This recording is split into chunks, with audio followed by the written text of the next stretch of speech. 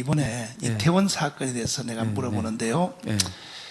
이태원 사고가 일어난 것이 참 미안하지만요. 이게 불행 중에 다행이에요. 왜 그러냐. 이태원 사고를 통하여 경찰 조직 안에서 탄핵시키고 이 정부를 바뀌려고 하는 세력들을 문재인이가 완전히 조직해놨거든. 맞습니다. 조직해놨는데 그것이 드러났다고. 지금 왜 그러냐면요. 그래서 여러분 혹시 그 자치경찰제라고 들어보셨죠? 이게 심각한 문제가 있습니다. 작년 7월 1일부로 이게 시행이 됐거든요. 그런데 그게 뭐냐면은 12만 경찰 중에서 4만여 명이 자치경찰 소속이에요. 그런데 이 컨트롤 타워가 어디냐면 시도지사 밑에 있는 시도자치경찰위원회입니다. 그런데 거기서 이제 다 파출소가 사실 자치경찰 소속이에요. 그런데 거기 자치경찰위원회에 7명의 위원이 있는데 그중에 2명이 시도의회가 추천하고 시도지사가 1명 추천, 교육감이 1명 추천, 추천위원회에서 1명, 그 다음에 중앙경찰위원회에서 1명 추천인데 보세요. 이번에 지방선거 전에 과거 지금 2018년도 지방선거에 때는 거의 더불어민주당 완성을 다 거뒀죠. 자, 그래서요. 내가 이걸 인수위 시절 때 이미 누가 나한테 제보를 해서 지금 문재인이가 경찰을 완전히 조직해놓고 나간다. 이 제보를 받고 인수위 시절 때 내가 청와대한테 제보를 했어요. 했더니 내 말을 안 듣는 거야.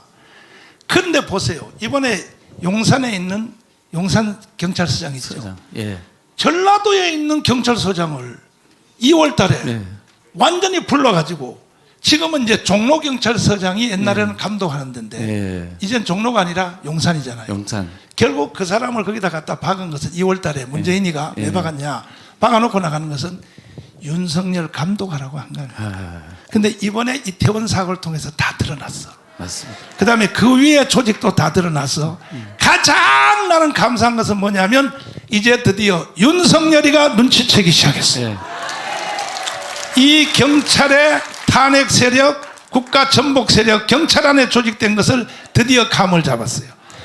완전히 이걸 싹쓸이 해야 됩니다. 그런데 윤석열이 대통령이 굉장히 힘이 있는 것 같지만 힘 없어요. 뭐냐? 결국 여러분과 제가 밑에서 받쳐야 돼. 그래서 여러분과 제가 지금 이 자유마을을 통하여 우리가 확대해서 조직을 해서 우리가 1천만 조직이 끝나면 윤석열 대통령은 거기 힘을 얻어서 맞습니다.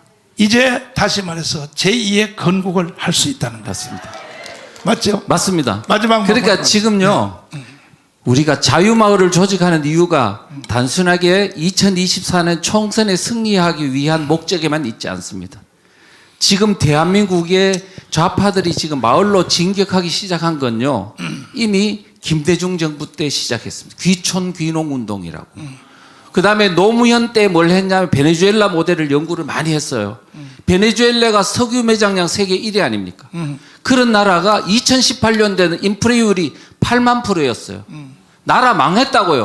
그런데 왜 차베스하고 마두로한테 계속 표를 던지냐? 이미 주민자치회라고 마을에 그들의 좌파들한테 장악당해서 그들에게 밑보이면 안 되기 때문에 끝없이 이제 노예가 돼가지고 표를 던지는 겁니다. 우리가 지금 마을에서 좌파들이 이미 들어왔어. 주민자치회다, 마을 교육공동체다, 경제공동체다, 자치경찰제다 해가 다 그거를 지금 풀뿌리처럼 장악하고 있어서 우리가 지금 그들을 몰아내지 않으면요 방치하면 머지않아요 선거에 한두 번 이길지 몰라도 완전히 그들의 손아귀에 들어갑니다. 한두 번도 못 이겨. 그렇기 때문에 지금 거죠. 저는 대한민국이 어떤 상태냐 사실상 적화된 상황입니다. 그리고 많은 사람들은 지금 대한민국을 기울어진 운동장이라 그러는데 아닙니다. 전복된 상황입니다.